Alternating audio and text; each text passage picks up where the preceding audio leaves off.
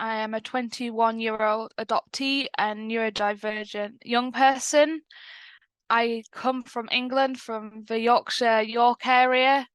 I currently study at university. I've just finished my second year doing sociology, and I also do various freelance pieces of work around my experiences as an adoptee and a neurodivergent person. I think I've always had a sense of right and wrong. I think that's one of the big reasons why I'm now into advocacy and sort of sharing my experiences and trying to hopefully improve the lives and experiences of others with similar experiences, or even if they've got completely different experiences. So I was adopted at the age of 4 years old after 2 years in care. So I was a bit of an older adoptee. And I think overall, I've had a really positive experience of being an adoptee.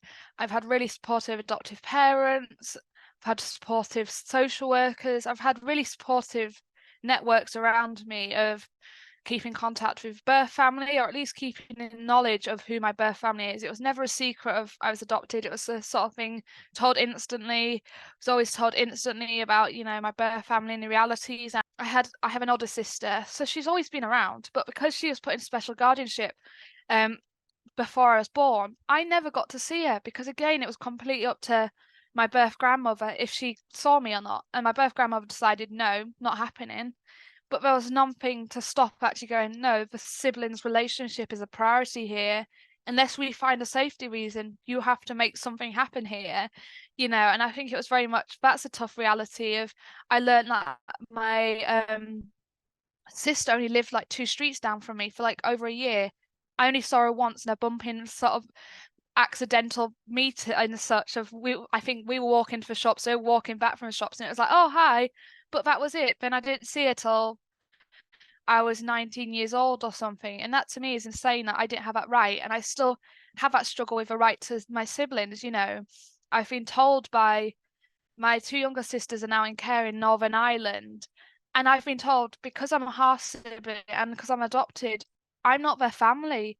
I've directly been told that. Like on any paperwork, there's the family section, and then there's like anyone else. And I'm in that anyone else section. I'm just like, how have I lost that sort of right to be a family member? Like, okay, yeah, I might not have had anything to do with them, not by choice, and I might never do because that might be their choice.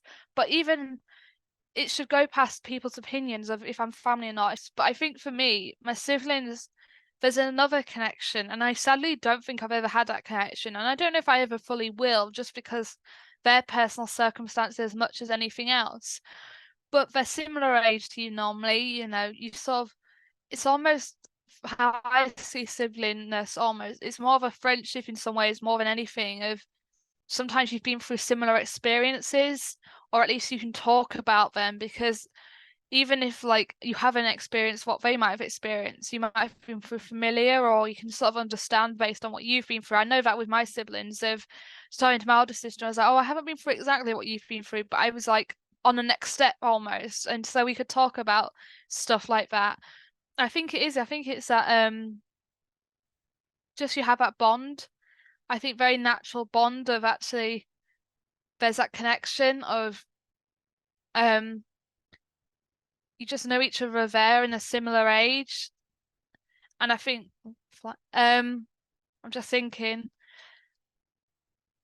I've always just felt like I know my siblings are there, and I think it's always felt weird knowing my siblings are around, but I've never had anything to do with them.